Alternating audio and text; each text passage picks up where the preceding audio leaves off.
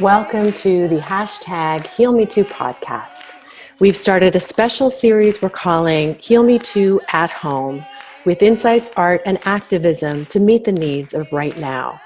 I'm Hope Sinkson, the artist, activist, survivor, and founder of the HealMeToo Festival and podcast.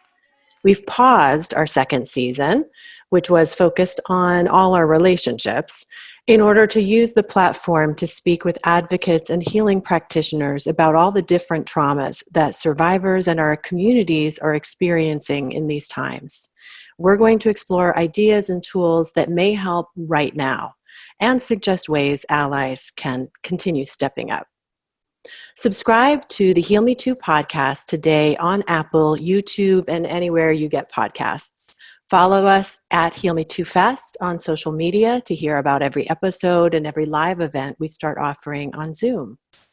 A quick note about today: we won't focus on graphic details, but I do encourage you to take a break or skip ahead anytime you need. And you can find a list of supportive resources at HealMeTooPodcast.com. Today, I am delighted to welcome David Fredrickson to the podcast, a therapist and teacher of a practice called mindful self-compassion, which can offer help right in the moment when we are in stress or even discomfort and pain, which I think most of us are these days as we face the unrelenting toll of white supremacist and state-sanctioned violence against Black lives, as well as the ongoing health, economic, and safety costs of the pandemic and the quarantine. David Fredrickson is a writer, advocate, and licensed psychotherapist who has worked with at-risk and traumatized children and families and those infected and affected by HIV/AIDS. And from there, David, I'd love to turn it over to you to tell us more about yourself and how that practice led you to mindful self-compassion and what that is. Sure. Thank you, Hope. It's an honor to be here, and I just want to thank you for the amazing and powerful work you're doing. It's so timely and so what we need. So thank you so much for all you do. My journey with mindful self-compassion really begins with the recognition that I was not giving myself the same compassion as I was attempting to offer others in my professional career. And it really began, as with most of us, with the onset of suffering. I have a chronic and life-threatening illness, and it really required me to stop work. And in that kind of journey of healing, I really came to mindful self-compassion as the balm I needed to direct comfort and support to myself. Yeah, that's wonderful. And actually, I should pause and say, I think we were going to start with what did you call it? Soft landing. Soft landing, which I love. So why don't you lead us in a practice from mindful self-compassion called a soft landing? Okay, if you want to just find a posture that feels supportive, whether you're standing or laying down or sitting, just something that brings some comfort to this body that you find yourself in this moment. And then either closing your eyes if you wish, but you certainly don't have to. And maybe just noticing your breath. And in this moment, there's nothing you need to do with your breath. Just notice your body breathing.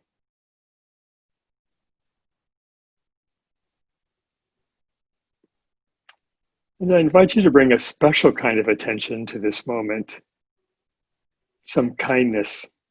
And so perhaps observing yourself sitting as you are, sitting in this body that you have, and maybe offering yourself an inner smile,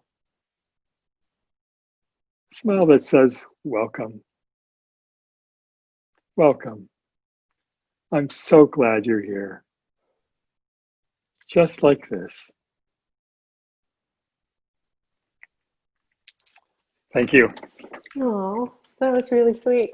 A lot of times with kindness and sweetness, practice makes me tear up. There's a monk in Scotland that says we practice self-compassion with wet eyes. Hmm. Okay, then I guess I'm doing it all right. Yes.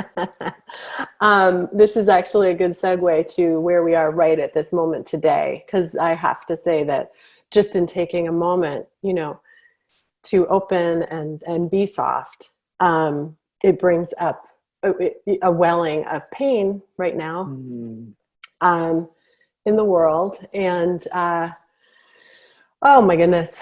And honestly, so we spoke about this the other day, just in getting to know each other. Sometimes you feel earlier today, the Supreme Court handed down this incredible decision that Trump and the GOP are not allowed to just unilaterally eject all the dreamers from the country and rescind their status. And I've been very focused in the last weeks, as the whole nation has, on a whole other area of violence in this administration and in this country and in the country's history, obviously. So to be brought afresh through relief and joy and jubilation and just wanting to yell and yelling, Yes. about how grateful and relieved I am that maybe Chief Justice Roberts will occasionally do the right thing and he must be actually living in this world and paying attention and just as furious about a lot of this as we are, because it's so wrong and so inhumane and etc. Criminal. Which, though he's a conservative, I do believe he actually cares about criminal conduct in office. So at least somewhat. Anyway, whole other topic.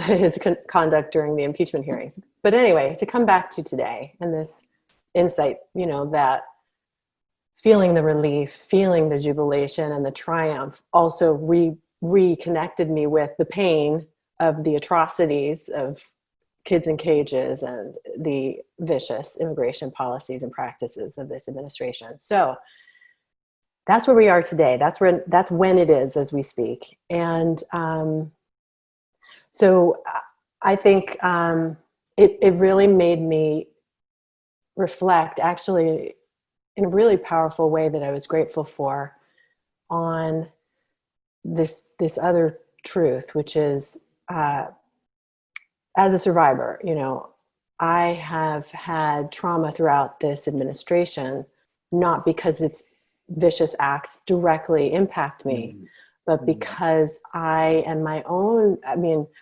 It started with the Hollywood Access tape for me, this relationship to Trump as an abuser, and then everything that he has done ever since. It's like my abuser is abusing others. And I feel even more connected to all of the at-risk communities than I did before, to be honest, to tell the truth about myself. It's been a real journey and a learning that I'm grateful for, Anyway, this is one of the reasons that this new series, the At Home series, is going to delve in much more to myriad forms of trauma and healing and violence, because everything's connected. And even just for survivors, for a white survivor lady like myself, actually, I am experiencing trauma, nothing like what communities of color experience directly in the line of fire. But I think you understand where I'm going, and it's enough of a monologue. I would love to hear your thoughts about this, but I feel like this practice is very useful for me today. I appreciate that we're going to do some practice. Yeah. Oh, I think you described the moment so well, Hope. It really is such a perfect moment to pause and to recognize that the work before us is both outside and inside. Like, we absolutely need to work for justice and let our feet be our compassion. But we also need inside work. We also have to pay attention to our own experience and the way we we live that experience. And so mindful self-compassion is really focused on this inside work, which really then gives us the steadiness and the wherewithal to do the outside work, to do the work of justice, and to hold steady, and to be to access, all of our prefrontal cortex, our wisdom, our empathy, our best and wisest self. And that requires a certain kind of attending to our experience. So this is not an either or proposition. They both are part of the path. And but what I really love about mindful self-compassion, it really is a balm that we can use to attend to ourselves in these moments of suffering. And the good news is it's inside of us. It's innate. The reservoir is already present, and we already have the capacity. We just have to bring intention and practice to the exercising of that capacity. And the really simple explanation of mindful self-compassion is attending to ourselves as we would a beloved friend who was suffering similarly. So it's just this attitude of, one, being present with what is present. So that's the mindfulness piece, bringing attention to what is happening right now in our body, in our experience, in our feelings, in our thoughts. And rather than do what we are kind of wired to do when we experience pain, to fight, flight, or freeze, instead, we in this pause, we can bring online this capacity to care for ourselves, to bring some self-kindness to ourselves and to our experience. And so it's this really beautiful two-step process of being mindful of what's present and then offering ourselves kindness. And being mindful is sort of like a fancy way of saying noticing. Yes. Not to diminish it. Sorry, I didn't mean to make fancy is not right. But you know what I'm saying. I wanted to translate for anybody who hadn't heard that term before. Yes. So noticing. And I think what you were just describing is an important thing to notice, is this way we call attention to this present moment is connected to our healing. It's not necessarily neutral, and it can be uncomfortable. Can you say more about? Okay, so as you were describing, given your history of trauma, in this moment, being attentive to what's happening in this moment can be dysregulating, can cause some stress, some distress. So mindfulness is both a resource. It helps us stay steady, but it also can be activating. It also can bring up challenges. And the reason that's important is because we have to know we are suffering in order to attend to our suffering with self-compassion. So, but I think as your monologue suggested, it's really important to go steady and go careful and go slow. This is not a race to the finish, this attending to ourselves, especially if we have histories of trauma. It's really important to engage in these practices in a really loving way. I mean, we say one of the most important things around the practice of self-compassion is to practice self-compassionately. So we're learning this practice, and even in learning it, we need to practice this practice. Absolutely. So maybe is it a good time to do a little more, sort of demonstrate what it can look like now that we've talked about the idea of it? Sure. So self-compassion, as I mentioned, is this innate resource. And the reason it's an innate resource is because one of our systems is an affiliative system. So there is a way in which we can bring care online. And this has evolutionary origins. So, mammals have a long period where the infants have to be cared for. And so the caregiving system is a way to provide care for the infant over a long period of time so that their systems can develop in all the complex ways that our species develop. So we have this caregiving capacity. And if you think about a caregiver and a small child, there are a couple ways that are kind of universally true. If you watch young parents or mothers with children, the way they communicate care is usually in two ways. One is through gentle vocalizations, and we all know what that sounds like. Oh, sweetie. Oh, there's just a way that Baby our talk. voices just naturally go, which Yeah. just brings on this caregiving system. And the second is touch. So a mother or a caregiver will be holding the infant and be stroking their foot or holding them close. And that is the second way. And so in mindful self-compassion, we use both of these actually as a way to bring self-compassion online. So we'll just do a little practice here. So again, you can do this with your eyes open or closed, but we're going to be Before we go into it, I'm remembering what you said a second ago and what we spoke of in prep, which is when you talked about sometimes this practice could be activating. I think what you were meaning is as we turn towards self-care, we may actually also notice distress, and so sometimes practicing these things could even bring up negative feelings, even if we're talking about practices that are often soothing. So as we sort of explore this, just wanting to say for listeners, feel free to skip if this doesn't bring comfort, but the intention is to, as you said, bring online that self-caring, self-comforting capability that we have. Yes. Thanks. Sorry I interrupted Absolutely. you.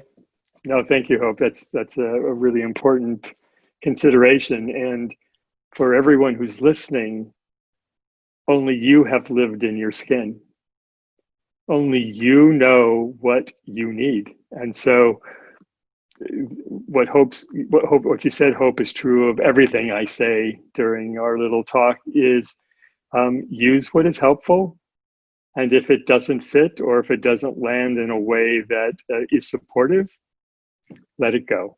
Yeah. So in this practice of supportive touch, it's really an experiment and it's an exploration. At any point, you can disengage or go to another part of your body. It's just and what you said, Hope, is really true. Is that especially if our trauma is relational, frequently we hold it in our bodies. It lives somewhere in our felt experience. So it's very possible that some parts of our body will not respond to touch and will not experience it as supportive. We'll actually feel it as activating. But if you think about touch, like when you go to bed at night, there's a way in which you hold yourself, right, throughout the day. So we're already doing this. We already have some wisdom around what touch makes us feel good and supported. So lean into that wisdom. So just to experiment with a little bit, again, you can have your eyes opened or closed. But maybe the first thing to explore is just what it feels like to maybe hold your own hand. So just in this moment, just feel that point of contact. Feel the warmth of that. Does it feel good or neutral or warm? Next, perhaps exploring what it feels like to place a hand over your heart region. And again, if this doesn't feel soothing or comforting, no worries. But just seeing what that feels like. And maybe even adding another layer, maybe putting two hands, one hand on top of the other over your heart region. Again, the intention is to communicate with this warm touch that you're present, that you're here. For some people, creating a fist and putting that over your heart, and then an open hand, your other hand, open hand over your fist can sometimes be helpful. Maybe a hand on your belly or two hands on your belly. How does that feel?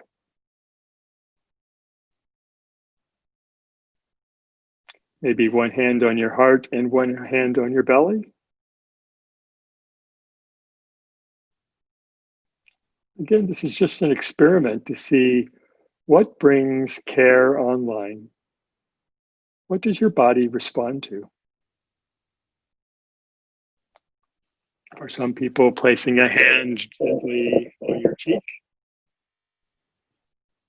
maybe even letting your head rest in your palm of your hand. Your hand is interfering with your earbud a little. Sorry. No worries. Is that better? I think it's a little better. Just letting your hand rest, or let your face rest in your hand. I think that one's not going to work for the mic. Okay, sorry. But it works for the recipient. I can do it. Okay. And then maybe lastly, we can explore just maybe wrapping yourself in a hug. Maybe a gentle little squeeze. Again, touch that says, I'm here, I'm present, I got you. So thank you. Thank you for that. And this is something you can explore on your own. There are places that you can explore in your body that we didn't talk about. And again, just what makes you feel cared for and supported. Yeah. I like how I think my understanding is if one practices these, they become ready tools that we can bring in service, of grounding at stressful moments. And I like how all of these are postures that I can remember adopting just intuitively in the midst of a stressful, painful conversation, like yes. Talking to somebody I care about, I'm having a fight with, and I'm just like, I didn't even realize that I was self-comforting actually at that time too. And maybe even also seeking connection. Yeah, one of the things that I realized as a therapist that I did and I didn't even know I was doing is I frequently hold my hand. Yeah. As I'm listening. Yeah. It's just a way of being a companion to myself. Yeah. Yeah. Thank you for that practice. It's really a lovely way to just weave through a conversation, especially with the powerful things, that we were talking about right before. I would love to hear, you mentioned some brain stuff, and as you know, that's a interest of mine. And I also think it's helpful sometimes to understand, like, why does this work? Or how does this work? Or what were we learning about how this works? Do you want to talk a little about the brain science and of self-compassion and how it relates to trauma experience? Sure. So the way we're wired is to have a response to pain that is mostly geared towards our survival. So when we experience pain, our survival brain kicks in, and this is the oldest part of our brain. And so when we experience danger, our amygdala kicks in and releases cortisol and adrenaline, and we do fight or flight or freeze. And this is really an incredible thing that our system does to keep ourselves safe. And it's literally the way we are wired. But the problem with our stress response, this response to danger, is for people who've experienced trauma, the stress response gets stuck on.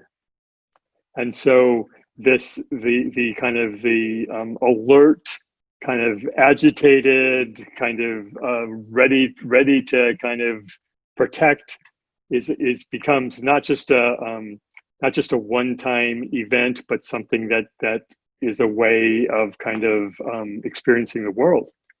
And the problem with that is those functions are really important for our survival, but they're not very helpful for thriving, for living fully, for experiencing the whole range of emotion and human experience. And so what mindful self-compassion does is really addresses this instinctual response that we have to pain. And with mindfulness, it's this paradoxical inclination to move towards our pain rather than away. So it's really realizing that we are in this kind of cycle of stress response, which is a form of mindfulness, that my heart is racing, or my stomach is clenched, or my breathing has changed. These kind of somatic experiences. And when we notice that, which is mindfulness, we then can pause and bring online the potential for self-compassion. Compassion, the origin of the word compassion, the Latin, is to suffer with. And so compassion is this leaning towards suffering. And so self-compassion is this leaning towards, this inclining towards our own suffering. But as I said, you have to know you're suffering in order to respond. And with trauma, one of the challenges is this kind of locked on stress response can really become problematic in the sense that we, as I said, we really miss the wholeness of life, because you're trying to survive. Your brain is trying to survive. And so this kind of bringing online self-compassion also allows us to respond with more wisdom, more awareness of what's before us.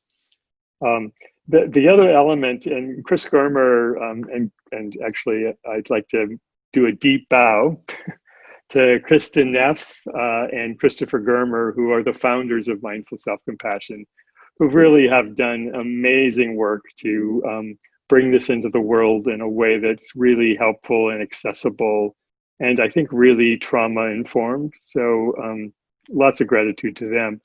But well, and why don't we actually give the website? I imagine you know it off the top of your head. Yes. Yeah, so there are two websites I would suggest. One is the Center for MSC, and MSC stands for Mindful Self-Compassion. So the Center for MSC.org has a ton of resources, off classes, online classes. You can find teachers in your area. With COVID-19, there are 4 guided meditations a day that people around the world can sign up for. There are, within that kind of that practice, there are some affinity groups. So there's a person of color mindful self-compassion group. There's an LGBT mindful self-compassion group, and this is really, it's free and anybody can access it. So those 4 a day are free meditations. Yes. Amazing. And using these practices, obviously. Yeah. So they're about 45 minutes long, and so there's usually a teaching and then a guided practice, an incredible resource. Wow. And then Kristen, one other resource. Kristen Neff has a website, the selfcompassion.org, and her website. Her bent on this is that she's a researcher. And so her website has an incredible resource of studies that have been done around mindful self-compassion. I think there are over 3,000 studies, empirical studies that have been done on this. So amazing. And actually worth checking in about the disciplines involved. Is it is it a Buddhist psychology practice, is it related to Buddhism, or is it purely a psychological practice that's borrowing some of the language and practices from Buddhist psychology, or like how do these two things fit together? Yeah, it's a hybrid, Uh-huh. and it borrows on a lot of wisdom traditions. So there is a really strong empirical, psychological kind of bent to it. There's been a lot of research and a lot of thinking in the psychological field around neuroscience and other forms of thinking about wellness. But embedded are also principles of Eastern ideas. But I think that it's not a religion, and it's not a self-help program. Right. It's really a way of relating to ourselves. And I've had Christians and Buddhists and atheists and all stripes in classes, and I think it's almost every religious tradition has a contemplative practice built into it, at least in some form. And so, for some people, it's more helpful to think about this as contemplative prayer as opposed to meditation. But it's really this inward journey, which is, it can land however is helpful for you. And it's not an overtly spiritual No. community. It's not a Yes. practice that has overtly spiritual Yes. aims or language or practices. It's yeah. But landing in one of the things that happens in the practice of mindful self-compassion, as you experience just in our soft landing, is we access this loving, connected presence, which is, you can call it love, you can call it God, you can call it your Buddha nature, you can call it spirit, you can call it whatever you want to call it, but it is sacred in the sense that it is a way of being with ourselves in this really embodied and loving way, which is really powerful. Yeah, it is. And I would love to talk about the relevance of this kind of practice. Even just saying embodied, makes me think about survivorship from whether gender-based sexual violence, intimate partner violence, where you're talking about your body autonomy, being taken away. And so a practice that encourages and engenders or fosters, resources within my body and my spirit that serve me and that are mine and that are comforting ultimately, even though I do think your point about this is a practice where I'm going to be with my discomfort and pain. So it's not all roses, but it's not all easy. But at the same time, when you said that, I also wanted to just circle back to what you said about being present with suffering. Well, if one is suffering, what's the alternative? I mean, we can definitely always take breaks and need to, but if one is not with one's suffering, where is it going? It's not leaving us, it's sabotaging us. It's absolutely, driving us towards addiction. It's ultimately going to be there and may actually be more negative in its impact on us than if I could be with it. So, so I do think the road toward feeling better has to travel through, some feeling of the difficulty. But well, one of the things I was gonna when I remembered that I wanted to make sure I do a deep bow to Kristen and Christopher, I was reminded when you were asking about survivors in particular, how these practices could be a support. What I was wanting to say is that Chris Germer really came to mindful self-compassion through shame, through the emotion of shame. That really is how he began his exploration. And I think it's worth noting, especially around trauma, to just make a mention of shame, because it is one of our most difficult emotions, I think. We sometimes call it a sticky emotion because it can get embedded in so many parts of our bodies can be part of so many emotions, and it's really difficult to untangle. As it relates to kind of trauma, if you think about what happens when people experience pain that they can't get away from. And maybe one of the ways to think about this is child trauma, which is my clinical background is working with children with trauma. Is when children are exposed to something terrible, what frequently happens is they internalize that and somehow see it as their fault. And so the bad situation becomes bad me. And in the moment, that actually potentially serves them. It's a surviving mechanism because it is more empowering to say it was my fault, that as a child especially, than to give up that power to your caregiver or wherever the source of pain or trauma came from. The problem is that then that becomes a strategy for life, and it gets internalized as shame. So I made a mistake becomes I am a mistake. And but I think it's really important to realize that shame really comes from the most innocent of emotions, which is the desire to be loved.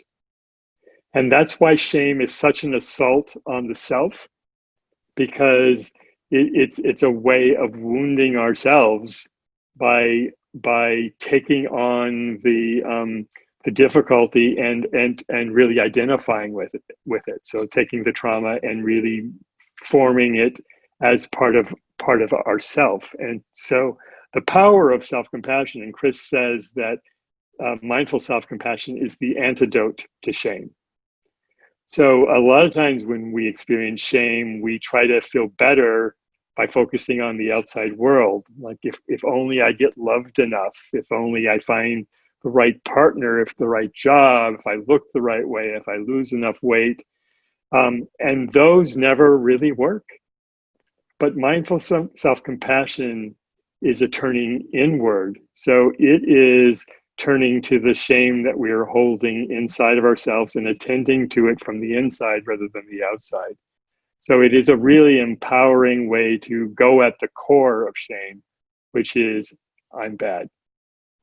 And what would be an example of using self-compassion practices as an antidote in the moment that you might be feeling shame? I mean, the examples are innumerable, but let's say that one is a survivor. I mean, it could even just be, I remember, being in my 20s survivor at a movie that addressed childhood sexual abuse and feeling shame just to be in public when this issue was on everybody's minds, So what would be an example of using the practices as an antidote at a moment like that? Well, maybe if it's all right, we can actually go through a practice. Oh yeah, we were talking about. Go ahead. Yeah, this is a really simple practice called the compassionate break. It can be done in the movie house in an instant. It can be done. You can stretch it out for a longer, kind of more formal reflection or meditation. So it's really flexible, and it really relies on the three components of mindful self-compassion. So it's also an easy way to remember what are the pieces of mindful self-compassion. So the first is mindfulness.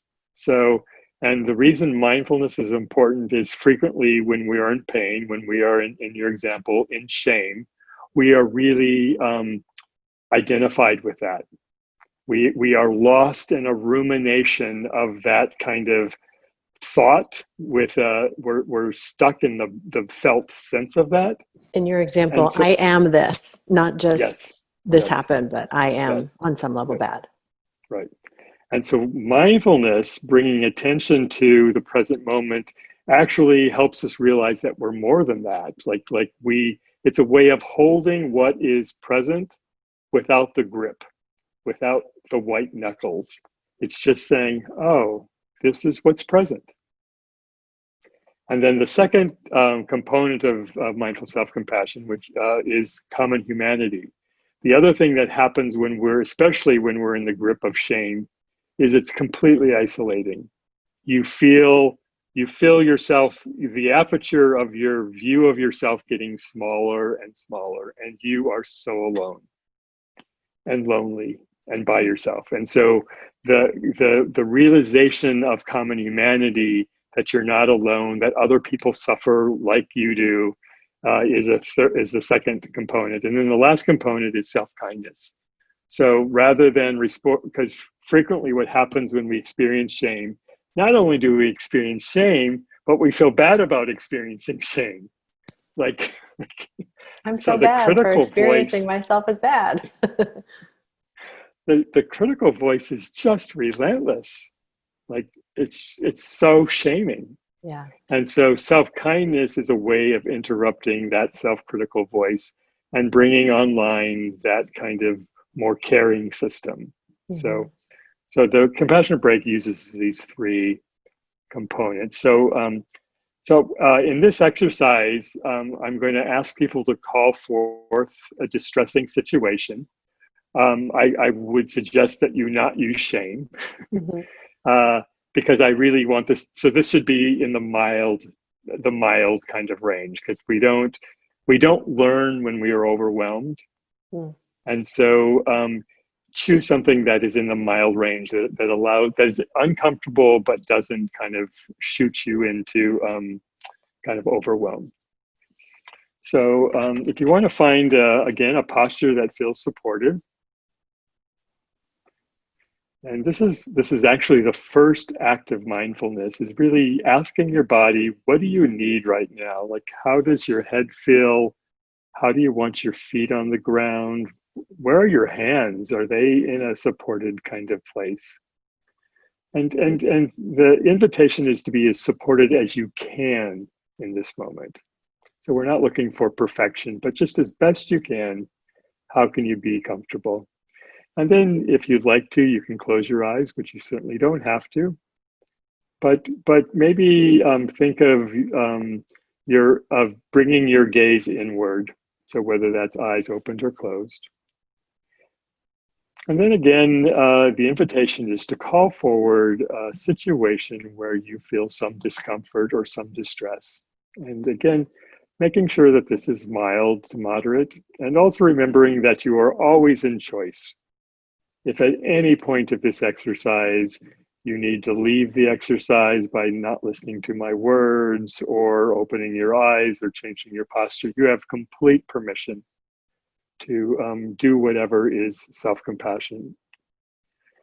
So if you have a situation in your mind, a situation that's causing you some discomfort, see if you can locate where it lives in your body. Maybe it's a specific part of your body, a tension or a pain, maybe your jaw or your belly, your shoulders.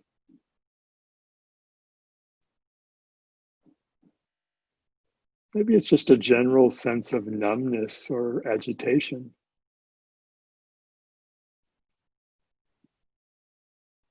Or maybe you can't locate it in your body, and that's okay too.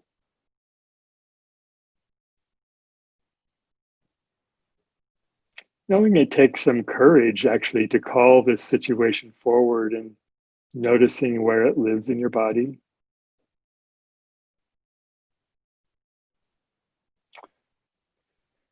And then I invite you to, as you notice this discomfort in your body, I invite you to use these words. This is a moment of suffering. This is mindfulness. This hurts. Ouch. Paying special attention to the tone as well as your words. Oh, this is a moment of suffering.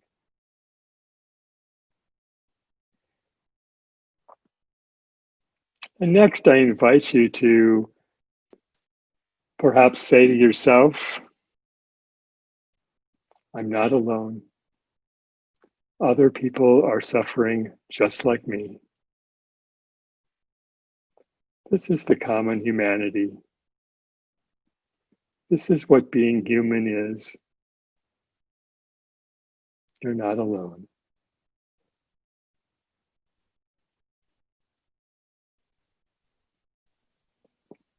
Then lastly, I'm going to invite you to bring some kindness to yourself in this moment of distress, maybe by putting a hand somewhere on your body if you found the uh, touch helpful,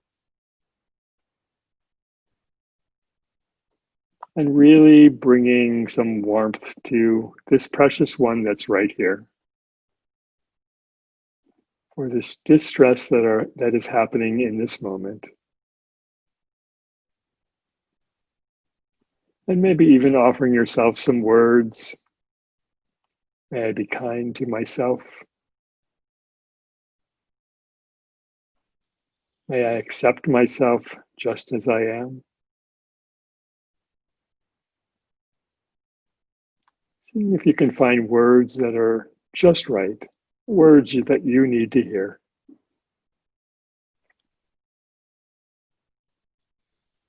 And if you're having a hard time coming up with words, can you imagine a friend, a dear friend who is suffering in a similar way?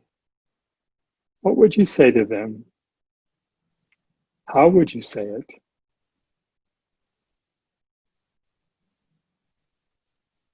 And then can you say those words to yourself?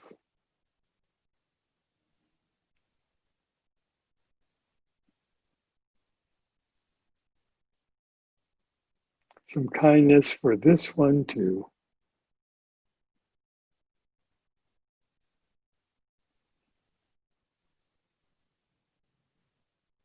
And then letting go of this exercise and perhaps just landing in your body just as it is, whether that was helpful or comforting or neutral or some other experience, letting it be just what it was. Thank you for that practice and for your presence. Thank you, David. Yeah. I am aware that we've been talking for a while, and so I know we should wrap up soon, but there was one other thing I wanted to see if we could touch on based on your background working with kids who have experienced trauma. And luckily, more and more, I think attention is starting to, in the press, is starting to come to the kids. I just heard a story this morning on NPR about kids of color experiencing what's in the news and around everybody right now. And so you have a lot of deep experience being with kids who are experiencing trauma or have. And you had shared with me some thoughts about what actually is helpful. And I just wanted to share those with our viewers and listeners. Okay. And I took some notes, but I suspect you've got them all at the tip of your tongue. You'll let me know I will. if they've fallen off my tongue. So yeah, I think children are just such incredible teachers around self-compassion and mindfulness.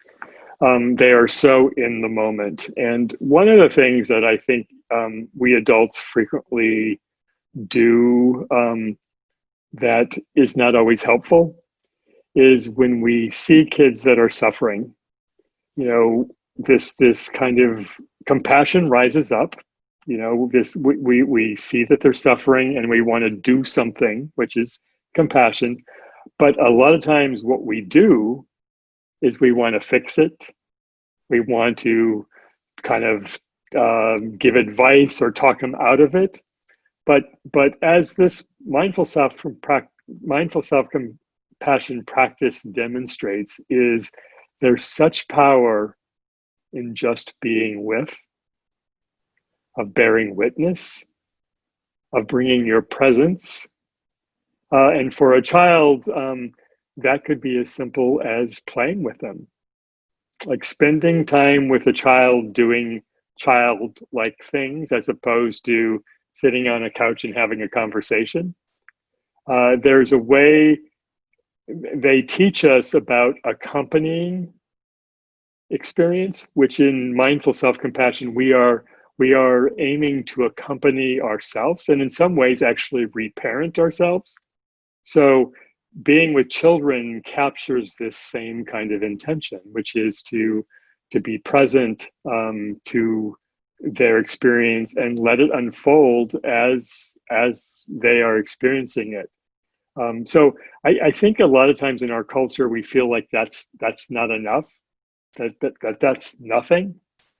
But actually having the capacity to be present, to really be present, is such a gift. I mean, we've all experienced it from a good friend who just deeply listens to us rather than interrupts us with what we should do, but instead just listens, just is present.